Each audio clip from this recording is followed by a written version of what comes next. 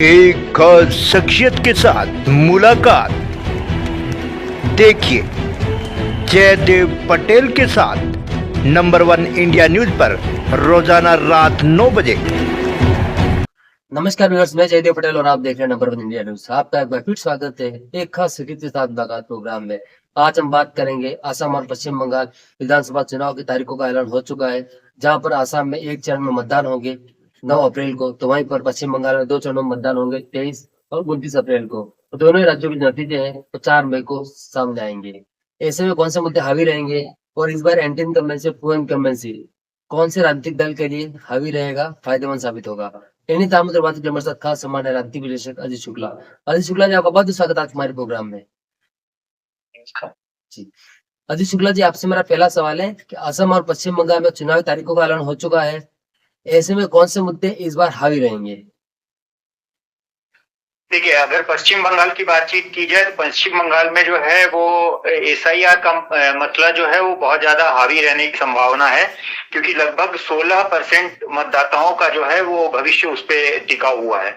क्योंकि अभी जो लोकसभा के चुनाव हुए थे उसमें उन लोगों ने जो है उनका वोटर लिस्ट में नाम था, लेकिन अभी जो है वो वोटर लिस्ट से कट जा रहे हैं।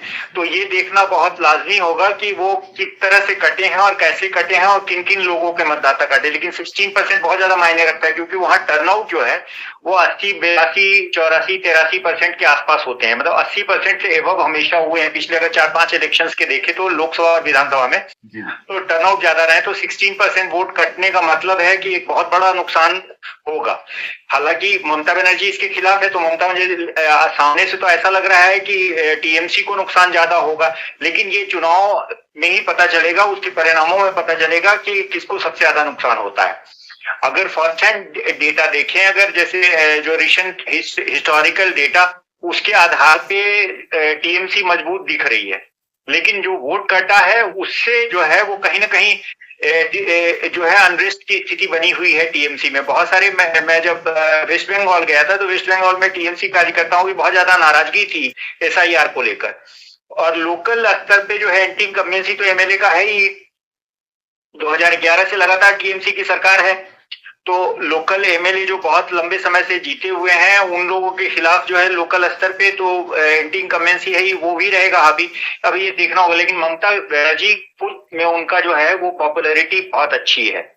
तो ये अगर चुनाव ममता बनर्जी वर्सेस जो है भारतीय जनता पार्टी हुई, पिछली बार जो है वो नरेंद्र मोदी सामने थे, इस बार नरेंद्र मोदी कम है और डायरेक्ट चुनाव हो रहा है बीजेपी वर्सेस टीएमसी। तो ये देखना बहुत महत्वपूर्ण होगा कि जो 16% वोट्स हैं वो कैसे कटे हैं और किन किन क्षेत्रों में कटे हैं। तो वो उसका जो है ये जो रिजल्ट पे बहुत बड़ा प्रभाव पड़ेगा। उससे ये लगेगा कि कितनी सीटें, हालांकि देखिए जो बाय इलेक्शंस हुए हैं या रिसेंट इलेक्शंस के जो रिजल्ट्स हैं उससे टीएमसी अब मजबूत जरूर लग रही है, लेकिन ये देखना होगा कि बीजेपी अपना कैंपेन कैसे करती है, क्योंकि बीजेपी कैंपेन करने में और चुनाव लड़ने में बहुत माहिर है। तो ये देखना आगे जब चुनाव आगे बढ़ता है, क्योंकि 2 चरणों में इलेक्शन है, तो वो देखना पड़ेगा। अब जहां तक रही आसाम की बात, तो आसाम में जो है वो हेमंत की सरकार है, हेमंत विश्व शर्मा की सरकार है, और वहां पे जो है डायरेक्ट फाइट कांग्रेस से है। तो कांग्रेस और भारतीय जनता पार्टी के बीच में दोनों के बीच में लगातार सीधी टक्कर है। वहां छोटे छोटे, हालांकि पिछली बार अगर वोट शेयर 1% का, सिर्फ वोट शेयर का, सीट शेयर में तो बहुत बड़ा अंतर था, लेकिन वोट शेयर में 1% का अंतर मात्र था दोनों के बीच में, दोनों गठबंधनों के बीच में, महाजोट और एनडीए के बीच में। तो ये देखना होगा कि इस बार किस तरह से ये लोग जोड़ करते हैं और यूडीएफ जो है यूडीएफ को वोट मिलता है या नहीं मिलता है, क्योंकि लोकसभा में जनता ने उनको नकारा था, मात्र 3% वोट उनको मिले थे। हालांकि पिछले चुनाव में उनको 7% के आसपास वोट आया था, लेकिन उसके बाद और छोटे छोटे जो दल हैं उन लोगों का रुख कैसा रहता है, क्योंकि वहां छोटे छोटे 5-6 दल हैं जो महत्वपूर्ण भूमिका अदा करते हैं चुनाव में। तो ये देखना होगा। हालांकि जो रिसेंट डेटा है, जो रिसेंट इलेक्शंस के डेटा वहां पर है, उसमें भारतीय जनता पार्टी भारी दिखती है। जी, अजय शुक्ला जी, अगर हम बात करते हैं असम और पश्चिम बंगाल विधानसभा चुनाव को लेकर के, तो ऐसे में एंटी इनकम्बेंसी और प्रो इनकम्बेंसी ये कितनी हावी रहेगी और इसी के साथ साथ में इसका जो फायदा है वो कौन से राजनीतिक दलों को मिलेगा, ऐसा आपको लगता है? देखिए, टीएमसी, अगर पश्चिम बंगाल की बात करें तो टीएमसी कागजों में या डेटा में मजबूत दिख रही है। इलेक्शन संभावनाओं का खेल होता है, तो इलेक्शंस में क्या क्या होता है ये देखना बहुत महत्वपूर्ण होगा कि भारतीय जनता पार्टी कैंपेन कैसे करती है। और एंटी इनकम्बेंसी विधायकों के खिलाफ है, लेकिन ममता की पॉपुलैरिटी बहुत ज्यादा है। और जो रिसेंट इलेक्शंस देखे गए हैं उसमें जो है वो जो स्कीम्स होते हैं, जो बेनिफिशियरी स्कीम होते हैं, उसका बहुत ज्यादा फायदा मिलता दिखा है। तो उसमें जो है वो जो इनकम्बेंट गवर्नमेंट है, टीएमसी की इनकम्बेंट गवर्नमेंट है, उसमें ये दिख रहा है कि उनको जो है फायदा मिलता दिख रहा है, क्योंकि उनके जो स्कीम्स हैं, लोकल स्तर पे जो स्कीम्स हैं, उनके जो सफलता है वो पिछली बार भी दिखी थी, पिछले असेंबली इलेक्शन में। इस बार भी कहीं ना कहीं उसका जोर है। लेकिन ये देखना होगा कि लोकल स्तर पे जो गुंडागर्दी वगैरह है, जो टीएमसी वर्कर्स का उस पर कैसे रिएक्ट करती है जनता। और दूसरा चीज है कि एंटी इनकम्बेंसी जब 2011 से लगातार सरकार है, अब 15 साल लगभग होने जा रहा है, तो ये देखना होगा कि कैसे जनता रिएक्ट करती है। हालांकि वोट जो है लोकसभा चुनाव में बहुत ज्यादा अंतर आ गया था, लेकिन असेंबली इलेक्शन अलग, हर इलेक्शन अलग अलग होते हैं, हर इलेक्शन यूनिक होते हैं। तो ये देखना होगा। अभी फिलहाल जो है थोड़ा टीएमसी थोड़ा एडवांटेजियस पोजीशन में लगती है। और आसाम में जो है वो स्कीम एक जो चल रहा है लोकल, जो ये हिमंत विश्व शर्मा की सरकार की, एनडीए सरकार की, उसमें अभी 9-9 हजार रुपए दिए गए हैं। तो रिसेंटली हम लोग ने बिहार में देखा था कि जब महिलाओं को जो है वो रोजगार के लिए जो है 10-10 हजार रुपया मिल, उसका बड़ा जबरदस्त फायदा मिला था। तो उस वैसी स्थिति में ये देखना होगा आगे इलेक्शन जब आगे बढ़ता है कि वहां हेमंत को एडवांटेज जैसा लग रहा है। लेकिन इलेक्शन में आगे कैंडिडेचर्स हैं, रिवर्स फैक्टर्स है, इन सब चीजों को देखना पड़ेगा कि आगे कैसे आगे इलेक्शन चढ़ता है तो क्या होता है।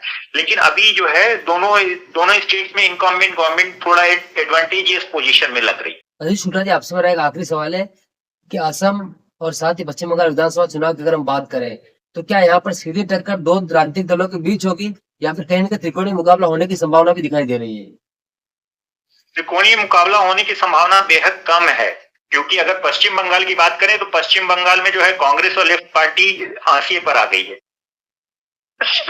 तो वहां पे जो है तीसरे दल की कोई संभावनाएं बहुत कम है, बहुत छिन्न है। हालांकि लगभग जो है 50 ऐसी सीटें होंगी तकरीबन, जिस पर कहीं ना कहीं लेफ्ट और कांग्रेस का प्रभाव होगा। लेकिन वो देखना होगा आगे इलेक्शन चढ़ता है तो वो कैंडिडेट के सिलेक्शंस कैसे होते हैं और क्या रहता है, उसके आधार पे ये सामने आएगा। लेकिन अभी संभावनाएं कम है।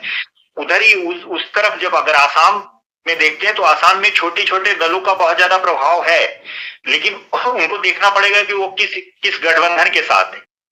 जैसे बीपीएफ है या यूपीपीएल है, इनकी क्या भूमिका रहती है, ये कैसे जाते हैं। यूपीपीएल हालांकि वो एनडीए के साथ है, लेकिन बीपीएफ है, राजद जोड़ दल हैं, और ये कई छोटी छोटी पार्टियां हैं, जो उनका रुख कैसा रहता है ये बहुत ज्यादा देखने वाली चीज होगी। तो दो चार दिनों में स्पष्ट हो जाएगी ये लोग क्या करते हैं। लेकिन वहां गठबंधनों के बीच में ही होगी, क्योंकि पिछले इलेक्शन में एआईयूडीएफ को जो है हाशिए पर ले दिया गया था लोकसभा चुनाव में। अगर वैसी स्थिति रहती है तो डायरेक्ट फाइट होगा, नहीं तो कुछ सीटों पर क्या प्रभाव पड़ता है। मुसलमान वोटों का देखना पड़ेगा कि मुस्लिम वोट कैसे करते हैं। अगर उनमें डिवीजन होता है तो उससे तो बहुत ज्यादा जबरदस्त फायदा भारतीय जनता पार्टी को ही होगी। जी, अजीत शुक्ला जी, आपने हमारे लिए समय निकाला, उसके लिए आपका बहुत बहुत धन्यवाद।